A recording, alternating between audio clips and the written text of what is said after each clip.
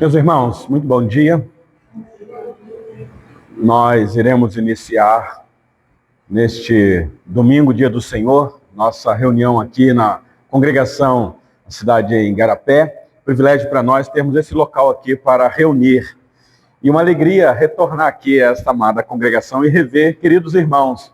Depois de um tempo que a gente não tinha estado juntos, estarmos aqui é uma alegria para o nosso coração.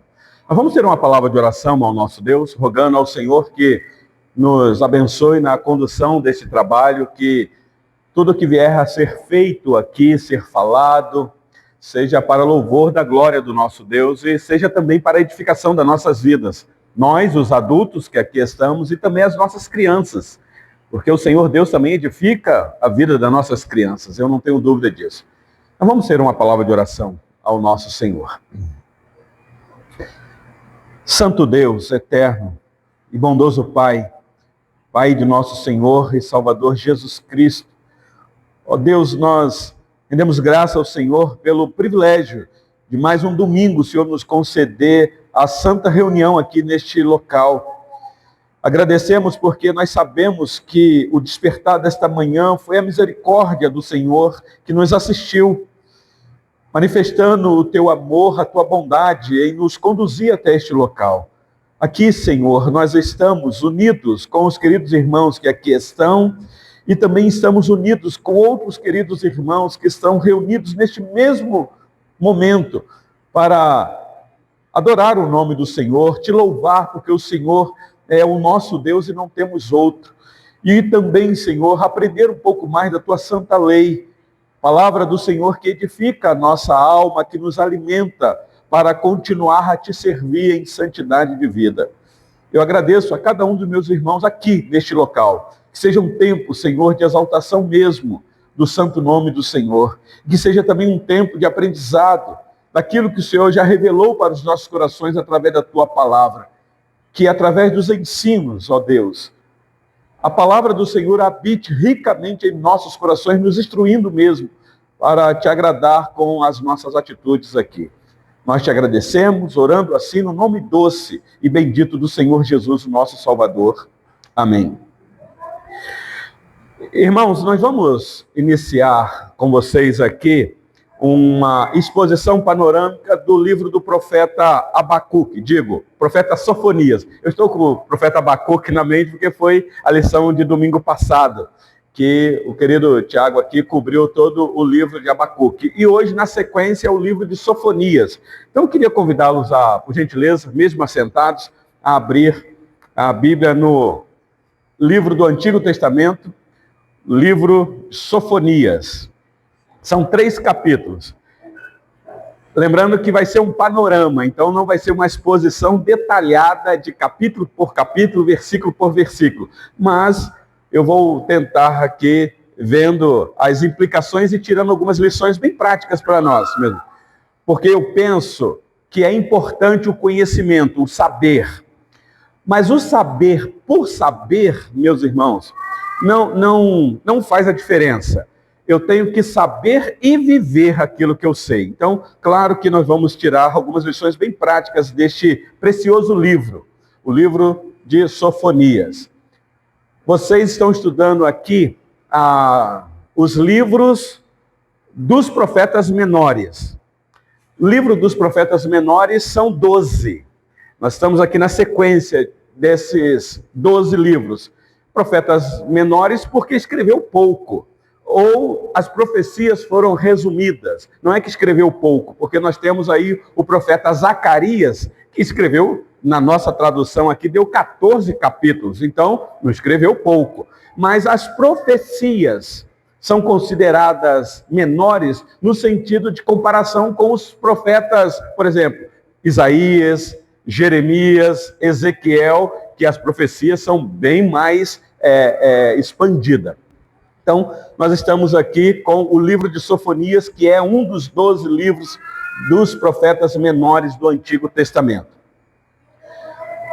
Apesar, meus irmãos, de ser um livro curto, 3 capítulos, o livro do profeta Sofonias traz uma mensagem muito forte para as nossas vidas aqui, neste local. A mensagem é de juízo, juízo da parte do Senhor Deus. A mensagem também é um convite ao arrependimento, arrependimento que é causado pelo próprio Senhor Deus, e tem aqui um quê de restauração, uma ação soberana de um Deus que restaura, que vivifica o seu povo. Então, nós vamos ver aqui a bondade e a misericórdia do Senhor. Um Deus santo, justo, mas um Deus que abre a porta de oportunidade e faz convite para nós aqui. A profecia foi anunciada durante o reino do rei Josias. O rei Josias foi um rei por excelente no sul de Israel, na tribo de Judá. O rei Josias começou o seu reinado muito novo, com 8 anos, depois que o seu pai foi assassinado. E ele cresceu debaixo de uma santa piedade do Senhor Deus. O rei Josias é conhecido na Bíblia como aquele que chamou o povo à sensatez do retorno à fidelidade ao Senhor Deus. Foi ele que descobriu o santo livro e chamou os responsáveis para instruir o povo diante da lei do Senhor Deus. Então ele é considerado um rei reformado, um reformador da antiga aliança. Então, Sofonias está dentro do reinado de Josias, que era rei de Judá. A data aí, nós estamos aproximadamente no ano 640 a 609, porque me parece que Sofonias morre no ano 609 antes de Cristo. É importante a gente saber disso, só para situar vocês. Talvez para nós aqui, saber datação, essa questão geográfica não faz muito sentido, mas depois, na hora da exposição, vocês vão entender. Então, o autor é o próprio Sofonias. E ele tem uma linhagem aqui, daqui a pouco eu vou ler um texto para vocês aqui. Ele descende de uma linhagem muito importante da tribo de Judá. E essa tribo é a tribo menina dos olhos de Deus, porque é dessa tribo que há uma promessa do Messias. O Messias vai vir dessa tribo, a tribo de Judá. Então, o povo de Judá é um povo em que o foco do Senhor não é que tem uma dedicação maior, porque o Senhor Deus tem o seu povo na antiga aliança. Mas a tribo de Judá tem um quê especial para o Senhor Deus, porque ele está preservando essa tribo, porque é dessa tribo que tem uma promessa messiânica. Só que é uma tribo de gente simples, humanos, gente fadada a pecar, a falhar. E é exatamente o que está acontecendo aqui. O que nós temos aqui é o povo de Judá vivendo um período de decadência espiritual. Irmãos, eu fico imaginando isso. O povo de Deus, o povo da antiga aliança, tinha um benefício do Senhor Deus, mas contudo isso não era garantia de permanência espiritual constante. Vez ou outra, esse povo que tinha uma ação especial do Deus da aliança, esse povo entrava em decadência. Decadência moral e decadência espiritual, que era o pior de todos. E aqui nós vamos ver que o profeta é levantado para combater essa decadência. Qual era a decadência? É o que está vindo de Abacuque. Abacuque também falou sobre isso. A idolatria. A idolatria invadiu o coração do povo da antiga aliança. Então, Sofonias também vai combater a idolatria veementemente. Não só a idolatria, mas ele combate a corrupção. Porque o problema é o coração do povo. Um coração corrupto. E Sofonias é levantado para isso. E Sofonias também quer mostrar que o povo tem que se separar espiritualmente dos outros povos. Os outros povos tinham as suas práticas religiosas, eles eram pagãos. E esse povo da antiga aliança muitas vezes se misturava. E aí o paganismo entrava dentro de Israel. E especialmente na tribo de Judá, havia lá então a prática pagã, religiosa. Então, Sofonias é levantado para, então, profetizar para que não haja mistura com os costumes pagãos. Bom, se eu fosse tirar um tema aqui já para vocês, que eu quero detalhar os capítulos, o tema principal, eu fazendo uma pesquisa aqui, ouvindo outros comentaristas e comentaristas sérios, o tema central aqui é o dia do Senhor. Por isso que o livro do profeta Sofonias é pouco lido nas igrejas, mas o tema central é o dia do Senhor. E o dia do Senhor aqui tem várias interpretações. Pode ser o dia que Deus começa a agir no meio do povo, trazendo sensatez. Pode ser o dia em que a profecia está se aproximando para cumprir da vinda do Messias, que é Cristo. E aí o dia pode ser o nascimento dele. Ou o dia também pode ser a morte, quando na morte a espinha dorsal de Satanás é quebrado e é exposto publicamente. Ou pode ser também o dia da ressurreição, quando a morte não tem domínio sobre ele e ao terceiro dia ele rompe. Mas eu penso que o dia do Senhor aqui é aquele dia guardado da igreja. É o dia, então, que gloriosamente ele retornará. Então, o livro de Sofonias aponta para esse grande dia. Então, é um tempo de juízo, enquanto o dia não chega, juízo contra o pecado, mas também de restauração para que haja arrependimento. Meus irmãos, a mensagem central da Bíblia toda, depois que o homem caiu, é chamando esse homem de volta à sensatez, dizendo que ele tem que se converter dos seus maus caminhos, arrependimento. Porque senão o caminho que o homem segue é caminho de perdição. Então vamos lá para entendermos aqui o livro, irmãos. Se você der uma olhadinha aí no capítulo 1, olha aí comigo, eu vou ler o versículo 1 apenas. Diz assim a palavra do Senhor. Sofonias, capítulo 1, versículo 1. A palavra do Senhor que veio a Sofonias, filho de Cusi, filho de Gedalias, filho de Amarias, filho de Ezequias, nos dias de Josias, filho de Amon, rei de Judá. Amon, pai de Josias, que morreu assassinado numa trama. E aí Josias, muito novo, assume e Deus preserva a vida deste rei. Então, nós estamos aí. Como eu disse, essa é a apresentação de quem ele é. Ele tem uma árvore genealógica. E o que é interessante é que Deus levanta Sofonias com um propósito. O propósito é: chame o povo de volta para os meus caminhos, porque eu sou um Deus de juízo. E aqui, irmãos, eu sei que tem muitos que não gostam de trafegar no Antigo Testamento, porque vê mesmo um Deus de juízo. E aí tem muitos que pensam assim: vamos ficar só com o Novo Testamento? Porque o Novo Testamento é um Deus de amor, é um Deus gracioso. Mas, irmão, nós vamos ver que há graça de Deus aqui no livro do profeta Sofonias. Mas no Novo Testamento também nós temos um Deus de juízo. Porque Jesus, quando voltar, não vai voltar com um coração amoroso para salvar. Ele vai voltar como o grande rei justo para julgar. Então tem juízo no Novo Testamento também. Mas aqui Sofonias anuncia o dia do Senhor que está próximo. O julgamento é contra o pecado, e depois eu vou falar um pouquinho sobre isso, contra idolatrias, líderes corruptos e destruição espiritual da nação toda. E a mensagem é clara, irmãos: Deus não ignora o pecado, mesmo no meio do seu povo. Olha comigo aí, capítulo 1, versículo 14. Para mim aqui, desse capítulo, esse versículo é chave. Está perto o grande dia do Senhor. Está perto e muito se apressa. Atenção! O dia do Senhor é amargo e nele clama até o homem poderoso. Para mim, do capítulo 1, esse é o versículo central. O grande dia do Senhor está... Ele dá uma ênfase.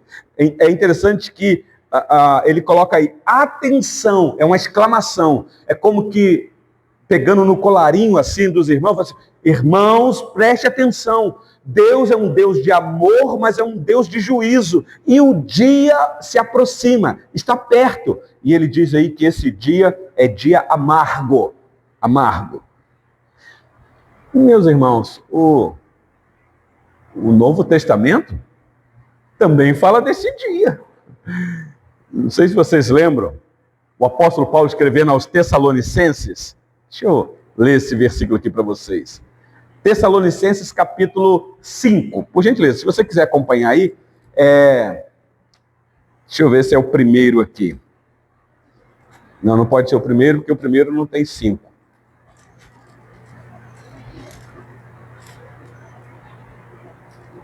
Sim, tem sim. 1 Tessalonicenses capítulo 5, versículo 2 e 3. Quando o apóstolo Paulo vai falar para esses irmãos sobre a vinda do Senhor. Por isso é que eu creio que o dia do Senhor aqui está apontando para o retorno glorioso dele. Paulo diz assim, 1 Tessalonicenses 5, versículo 2 e 3. Pois vós mesmos estáis inteirados com precisão de que o dia do Senhor vem como ladrão de noite, quando andarem dizendo, paz e segurança, eis que lhes sobrevirá repentina destruição, como vê as dores de parto. Aqui está para dar à luz, e de nenhum modo escaparão. A gente lê isso daqui, o coração da gente fica assim. Meus irmãos, nós vivemos num mundo que já está marcado por um caos por causa da vinda de Cristo. Eu sei que existe uma interpretação escatológica de que próximo à vinda de Cristo haverá tranquilidade, o mundo vai melhorar. E aí então Cristo voltará. Eu não vejo isso na Bíblia. Quando vocês ouvirem falar de paz e segurança, repentina destruição acontecerá. Então, irmãos, o que cabe a nós é preparar o coração. É isso que Sofonias está falando com os irmãos da antiga aliança. Vocês se preparem, porque o dia se aproxima e olha que se nós estamos certos na data, 640 a 609 a.C., então, como que aqueles irmãos imaginariam que o dia do Senhor está próximo? Porque demorou 600 anos para Cristo nascer. E nós já estamos hoje há quase 2000 anos do nascimento. Então, que dia próximo é esse? Aí, Pedro vai responder essa pergunta que todo mundo está falando, está tardando demais. Pedro fala assim, gente, o tempo de Deus é outro. Prepara o coração de vocês. Deus é fiel para cumprir a promessa dele. Ele não depende do coração do homem. Ele não espera a reação do homem para cumprir a promessa dele. Porque se ele esperar essa reação, ele nunca vai cumprir a promessa. Ele depende dele mesmo para cumprir a promessa. Então, prepara o teu coração, porque se ele disse que o juízo vai vir, vai vir. Então é uma mensagem de juízo. Bom, eu poderia ler Apocalipse aqui para vocês. Apocalipse 6, 15, 16, 17.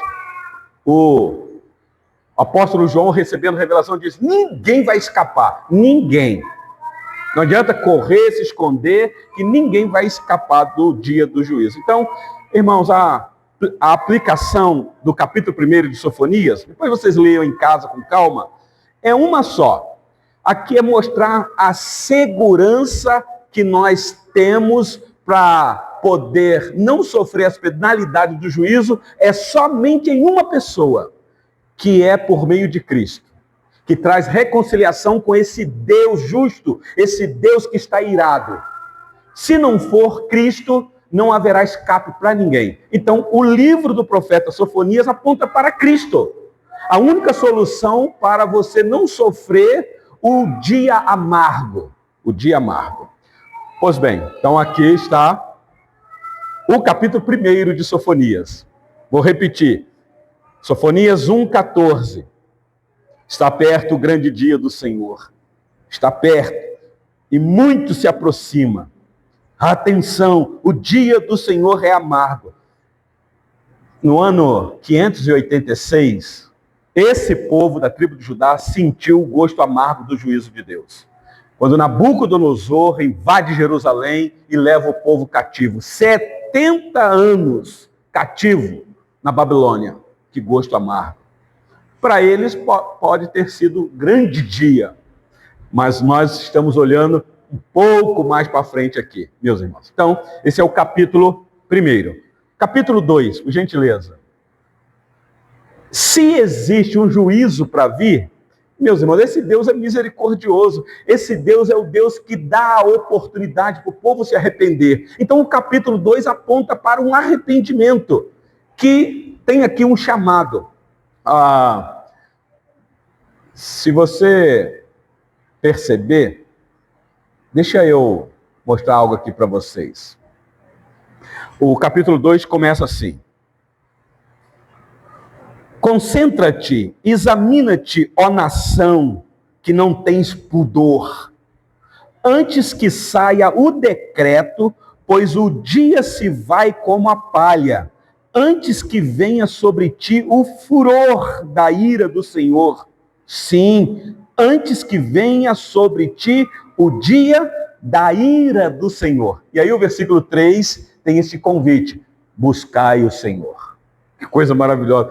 Pensa, aqui é graça. As pessoas têm dificuldade de ver a graça de Deus no Antigo Testamento. Aqui está a manifestação da graça. Olha, o dia do Senhor vem, irado, mas ele está dizendo: busque o Senhor enquanto se pode achar, em outras palavras, né? Então aqui parece, meus irmãos, sim, um convite da parte do Senhor Deus. Sim, meu querido presbítero.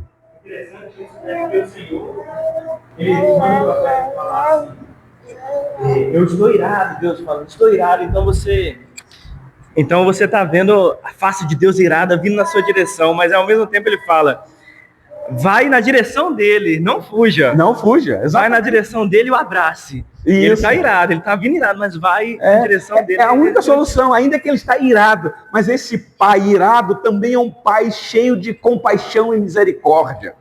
Então, a gente tem que saber lidar com essas duas facetas, vou usar essa palavra, do Senhor Deus. É um Deus santo, justo e irado por causa do pecado. Mas ele é um pai amoroso, misericordioso, que ele te chama ao arrependimento. Então, aqui sim é um convite de Deus. Antes que o juízo venha, o povo deve buscar o Senhor. Quem é que o Senhor Deus chama, meus irmãos? Se vocês leram o texto aí, chama os humildes. Quem são os humildes? Humildade aqui não tem a ver com estilo de vida simplesinha. Humildade aqui é você reconhecer total dependência do Senhor Deus. É você saber que você não tem nada para oferecer ao Senhor Deus se Ele não te der. E bem-aventurados os humildes, que esses herdarão o reino dos céus. E, claro, isso passa, meus irmãos, pela vontade nossa.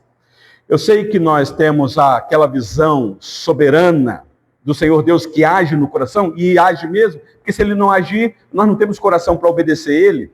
Mas, ao mesmo tempo, de maneira que eu não sei explicar detalhadamente, não há essa tensão entre a soberania de Deus e a minha responsabilidade.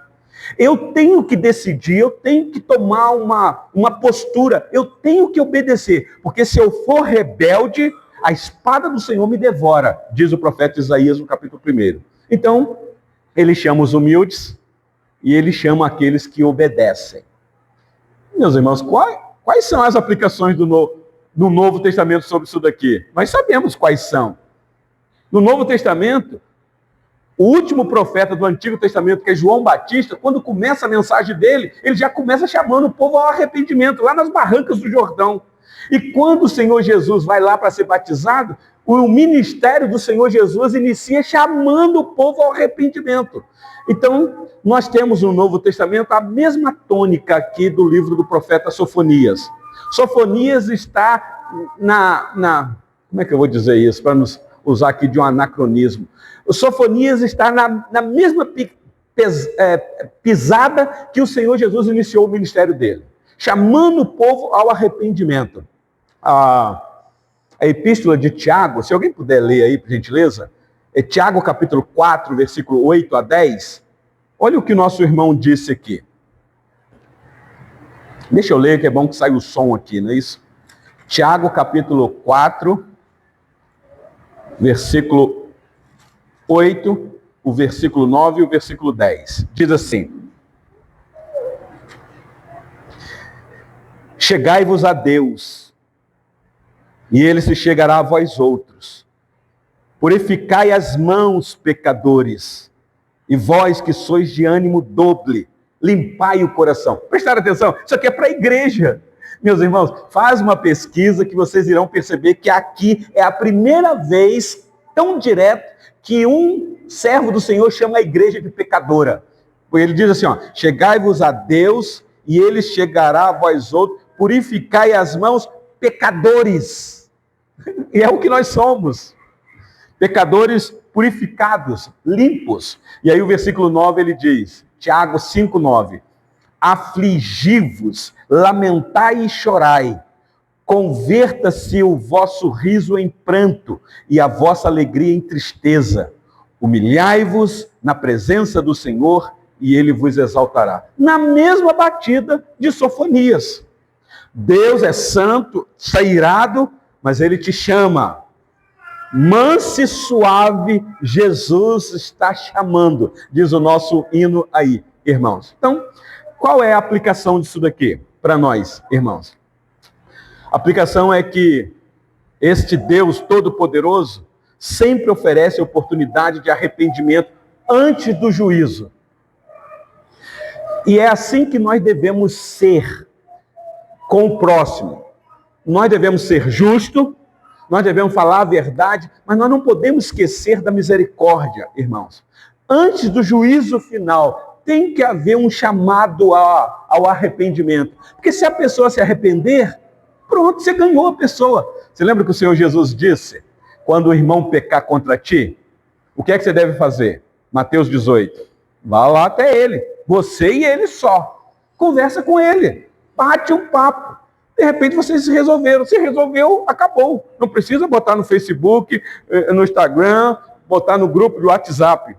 Resolveu entre você e ele. Mas se não der, não desiste ainda não.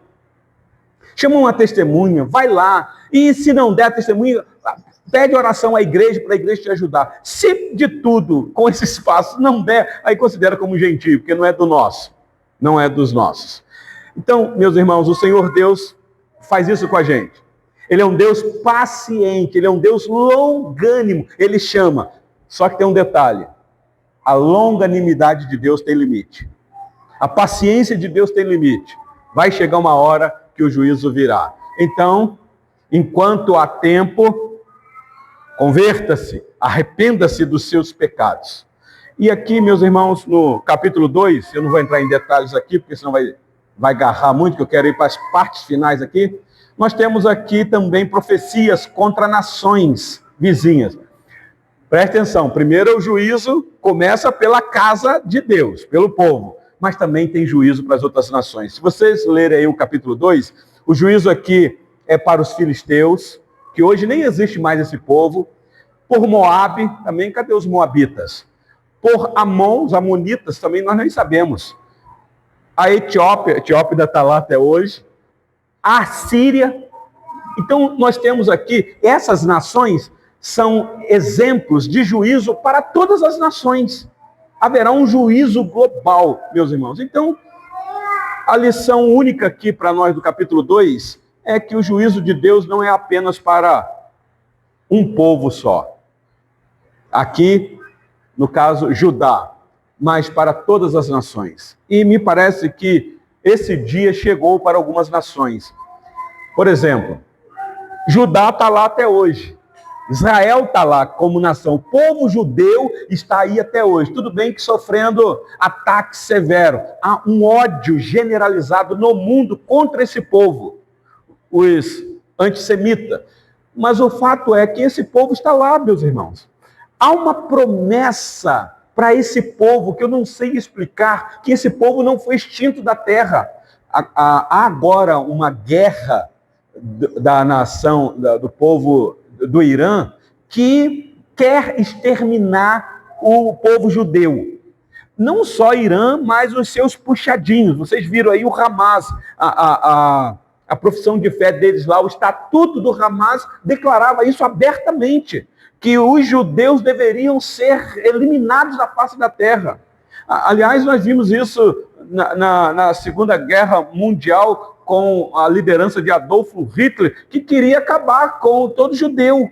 Meus irmãos, e olha essa nação lá, uma nação pequena. Eu estava vendo sobre a guerra e vendo o território do Irã. E aí eu puxei a população hoje lá no Irã. Tem mais de 90 milhões de habitantes. Então é um povo muito grande que pode se armar muito mais poderosa do que Israel. Aí eu fui ver a população de Israel, uma nação pequenininha. 10 milhões comparado com 90 e poucos milhões? Mas, meus irmãos, nós estamos vendo aí que essa nação que é pequenininha, o poder bélico que eles têm. Tudo bem que nessa guerra teve que se juntar com os Estados Unidos, óbvio. Mas, meus irmãos, o único local na face da terra que tem domo de ferro é Israel. Se Irã começar a jogar míssil para o lado dos Estados Unidos, que está muito longe, mas eu não sei como é que eles vão se proteger. Mas só sei que lá em Israel eles conseguem neutralizar muitos mísseis que são lançados sobre eles, para que haja essa proteção e preservação. Com isso, meus irmãos, eu estou dizendo que há uma promessa hoje especial para esse povo. O que eu estou dizendo é que nós devemos ser gratos a Deus, a esse povo, porque a nossa fé é uma fé judaica. O nosso Salvador foi um judeu. A Bíblia que eu tenho nas mãos não é uma Bíblia católica, apostólica, romana, é uma Bíblia judaica. O Antigo Testamento escrito em hebraico e o Novo em grego, traduzido aí da Septuaginta. E por aí vai, meus irmãos. Então o capítulo 2 de Sofonias mostra esse Deus que é juízo em todas as nações. O capítulo 2 de Sofonias é pesado, irmãos. Depois vocês leiam em casa. E o capítulo 3, que é o último capítulo de Sofonias. Bom, se há um juízo da parte do Senhor Deus, há um convite ao arrependimento, claro que haverá restauração e esperança. Porque senão não adiantava nada a gente estar aqui hoje. Existe uma esperança escatológica. Depois do juízo, meus irmãos, vem sim a restauração do povo. Purificação espiritual, restauração desse povo. Por isso é que a minha tese aqui é que esse povo está aí até hoje. Existe um propósito do Senhor Deus, eu não tenho dúvida disso, como nação. E deixa eu explicar aqui porque está gravando. Eu não creio que hoje a nação geográfica de Israel é o relógio de Deus para o mundo. Não é. Porque nós cremos que a igreja espalhada na face da terra é o Israel espiritual de Deus. É assim que nós cremos. Nós não estamos mais debaixo da antiga aliança que estava circuncidada dentro de uma nação. Nós estamos circuncidados na nova aliança, que é uma circuncisão não feita por mãos de homens. Então, a igreja é o Israel hoje, de Deus. A igreja de Cristo espalhado na face da terra onde ela estiver. Então, há aqui uma restauração para esse povo. E uma alegria final. Olha aí comigo. O versículo 9 do capítulo 3. Diz assim, Sofonias 3, 9. Então, darei lábios puros aos povos, para que todos invoquem o nome do Senhor e o sirvam de comum acordo. Meus irmãos, isso aqui é uma profecia missiológica. O evangelho iria sair de dentro dessa nação, iria atravessar fronteiras, iria atravessar oceanos, chegar às Américas. Que coisa maravilhosa isso daqui. Darei aos povos lábios puros. Isso aqui me faz lembrar do profeta Isaías, quando entrou lá no templo e viu o Senhor assentado num alto e sublime trono. Ele, eu vou morrer. Vai morrer, profeta? Não vai morrer que nada, você é profeta, você é boca de Deus. Não, eu tenho lábios impuros. Mas aqui, meus irmãos, há uma profecia de que o próprio Senhor Deus iria purificar os lábios. É aqui, meus irmãos, que está a grandeza do louvor a Deus. Cantar, meus irmãos, ao Senhor Deus tem a ver com uma ação do Senhor Deus que nos purifica para oferecer a Ele um perfeito louvor. Não é a minha dedicação, ainda que eu tenho que ter, de preparação, de cântico, mas é se os meus lábios estão puros. É Jesus cantando na nossa boca. Você já parou para pensar o que é isso? Não é a boca do Elton que canta quando louva o Senhor Deus, é Cristo cantando na minha boca, porque foi purificado. Então essa passagem fala de um tempo em que os povos de todas as nações adorariam a Deus. E meus irmãos, nós estamos aqui, latino-americano. Pensa nisso. Brasileiros. Não temos nada a ver com israelitas, com judeus. Estamos nós aqui adorando esse Deus que foi revelado a este povo. Então, no Antigo Testamento, a adoração nós sabemos que estava centralizada só lá em Jerusalém. Mas Sofonia anuncia algo maior. e era assim mesmo. Jerusalém era o coração. Tanto é, meus irmãos, que depois que esse povo, no ano 70, foi disperso para o mundo, e quando houve o retorno oficial no ano de 1948, agora com o aval até de um brasileiro político, Oswaldo Aranha, que esse povo voltou para a nação, eles não conseguiram mais ter Jerusalém como coração da religião deles. Tanto é que a capital hoje de Israel não é Jerusalém, é Tel Aviv, está sendo bombardeado lá. Isso é para mostrar que a Jerusalém agora não é física, não é literal. A Jerusalém é espiritual, meus irmãos. Então, adoração mundial aqui ao Senhor. Por isso é que a igreja tem que ser missionária. A igreja nunca pode se fechar num grupinho entre si. As portas foram abertas, agora a igreja tem que enviar missionário ou ir. Qual é o cumprimento messiânico, meus irmãos, disso daqui? Não preciso gastar muito aqui para mostrar. Isso aqui começou a cumprir com Cristo quando envia os seus discípulos a todas as nações. Mateus 28, 19.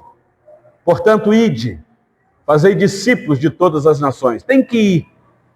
Atos, capítulo 2, versículo de 5 a 11, nós temos ali a ação cumpridora da promessa do Espírito Santo em povos de outras nações, como que dizendo, olha, vocês agora receberão poder e irão. E foi isso que aconteceu. Apocalipse 7, 9 fala que uma grande multidão de todas as nações, tribos, povos, línguas, gente rica, gente pobre, gente bonita e gente bonita, e toda a gente de tudo quanto é tipo, para servir o Senhor Deus. E aqui há um drama, porque o evangelho é único, mas as culturas são variadas. E eu não tenho dúvida que o evangelho, meus irmãos, transforma a cultura. Mas nós que somos seres da cultura, nós devemos entender para não haver conflito. Por exemplo, eu tenho um amigo pastor que formou comigo no seminário aqui em Belo Horizonte. Reverendo Mateus Pimpão. Ele é pastor numa igreja em Angola. Já me convidou para ir lá várias vezes. Eu pretendo ir lá, só que a passagem está cara.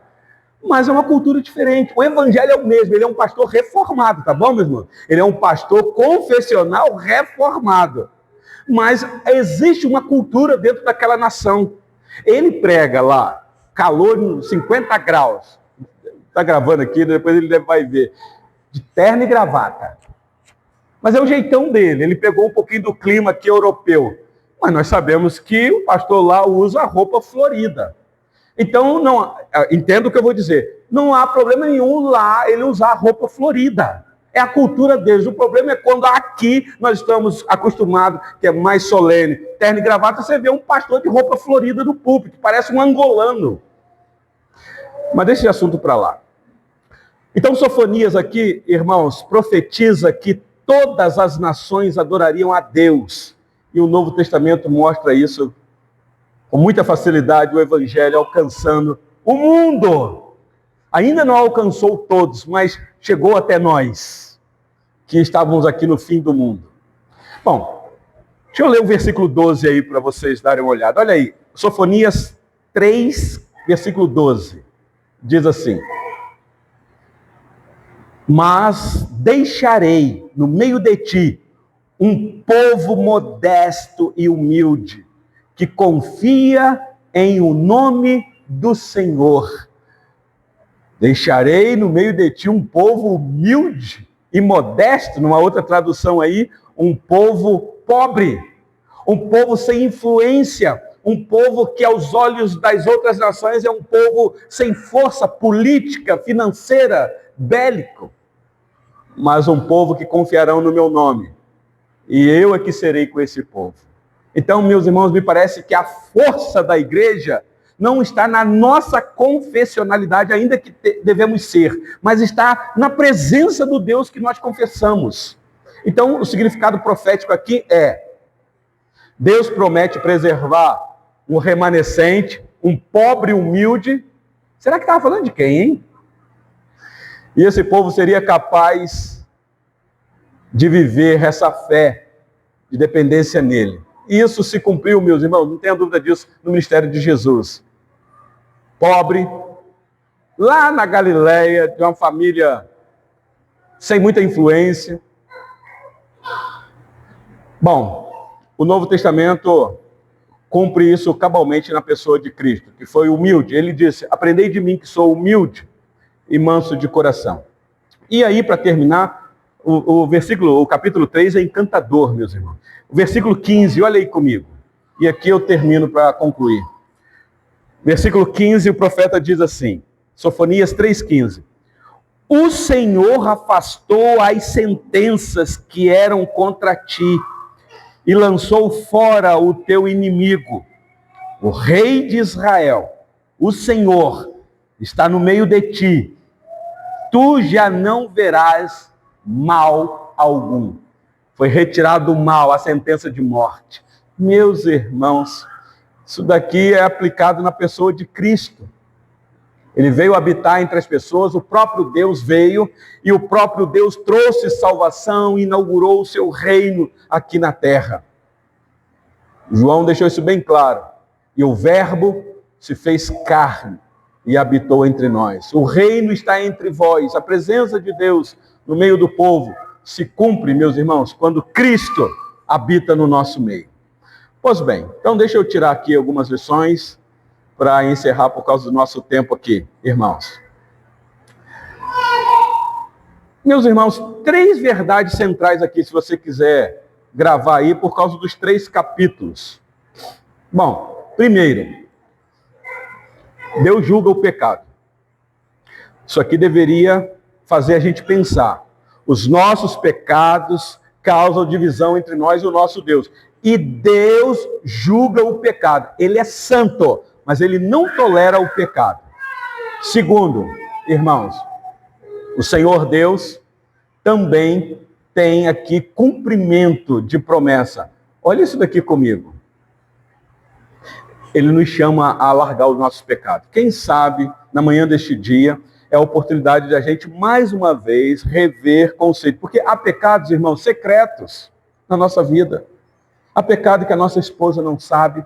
Há pecados que os nossos filhos não sabem. Há pecados que o pastor não sabe, a igreja não sabe, mas Deus sabe.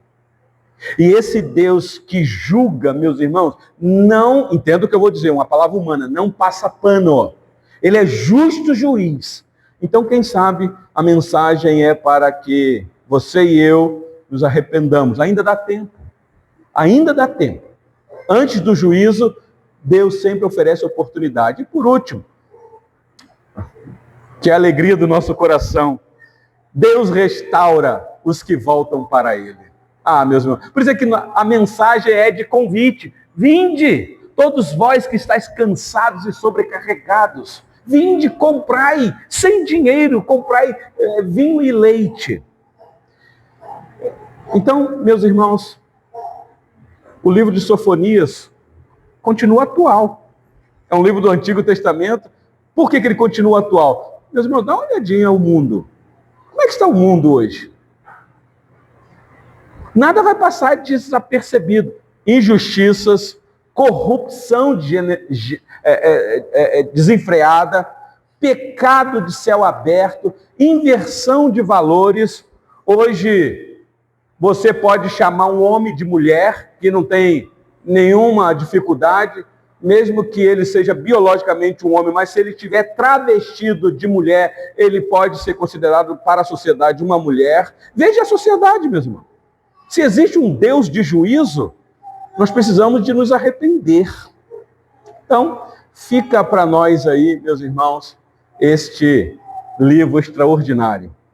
Um Deus que julga pecado, um Deus que chama ao arrependimento e um Deus que restaura aqueles que se voltam para Ele. Ele se volta, Ele restaura aqueles que se voltam para Ele. Então, que Deus em Cristo assim nos abençoe, meus irmãos. Vamos orar mais uma vez e encerrar aqui? Vou ficar sobre os pés, meus queridos.